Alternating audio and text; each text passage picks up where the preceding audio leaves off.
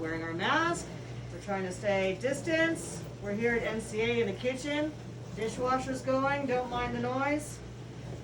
Today we're gonna make zucchini pancakes because my garden keeps popping these guys out like pow, pow, pow. Every time I go there, I think the plant is done. Next day, nope, there's another one.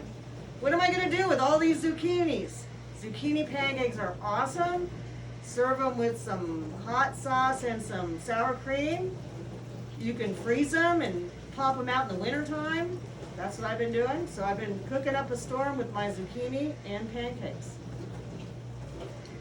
So, to begin, we got to grate our zucchini.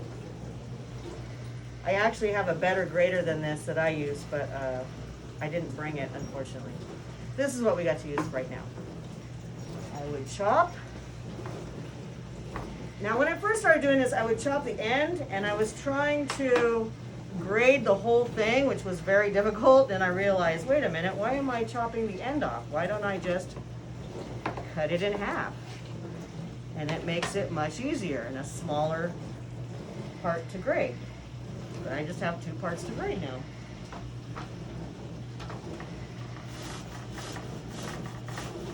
Now, we probably don't want to watch me grade for an hour. So we'll skip this part and I'll show you when it's done, but you get the picture. You grade it all up and you put it in the bowl. And it's all graded. I've got these 2 ends left over, and it's good for the arms. I'm sore. It's good to do this with a friend. Hey, this needs to be graded too.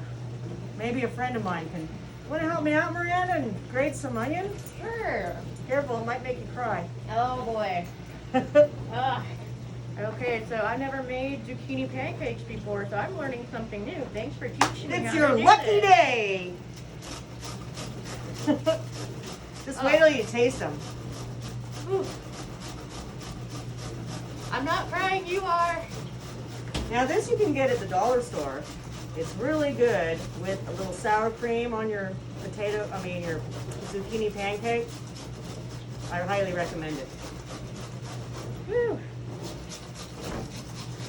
Oh man. Oh, I'm not crying, you are crying. I'm gonna stay over here. For once, I don't have to do the onion. Oh man, this is a lot. Okay. And you want to push the... We have added our grated red onion, mixing it together. Next, I'm going to put some eggs, kind of lightly beat them, and then add those, and then we'll do the other ingredients. These are actually eggs from my chickens. This one is from my chicken named Hoppy. Her name is Hoppy because she hurt her leg, and she used to hop around all the time, but she's all better now. She's laying wonderful eggs. So we're gonna get to use those. Oop. There. 2. Now the recipe that I have says 2 eggs, but we're making a bigger batch, so I'm gonna add 3 eggs. And every time I've made these, I've kind of just followed the recipe, but then I kind of played around with it because sometimes it gets a little bit too thin and the pancakes get like really, so I'll add like extra flour and that kind of stuff. It's a good recipe to play around with and get your cooking skills going. There's the egg. Now we need the flour mixture, which we need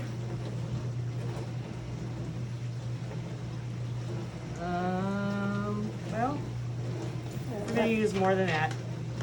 That says 6 to 8 tablespoons, but I'm better eyeballing these things because you can kind of judge the thickness of your pancake batter. And it's the baking soda that's going to help it rise, get fluffy. So I'm going to go ahead and throw half a cup in there. And Alright, so now we need our baking soda. I'm going to put a little extra baking soda in there because we're making a big batch. Stir that all in there. And I'm going to add some pepper.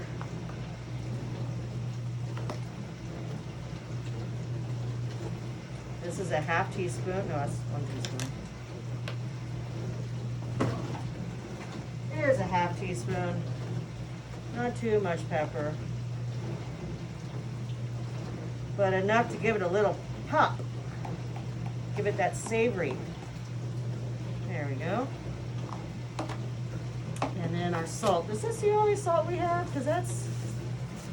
I think we might have some more in the cabinet behind you. Let's see. In a bag, a little plastic bag from the Briar Is this Patch. salt? Oh, that's not salt. Or it might be, Here we go. yeah. There's our salt. Hopefully that's not sugar.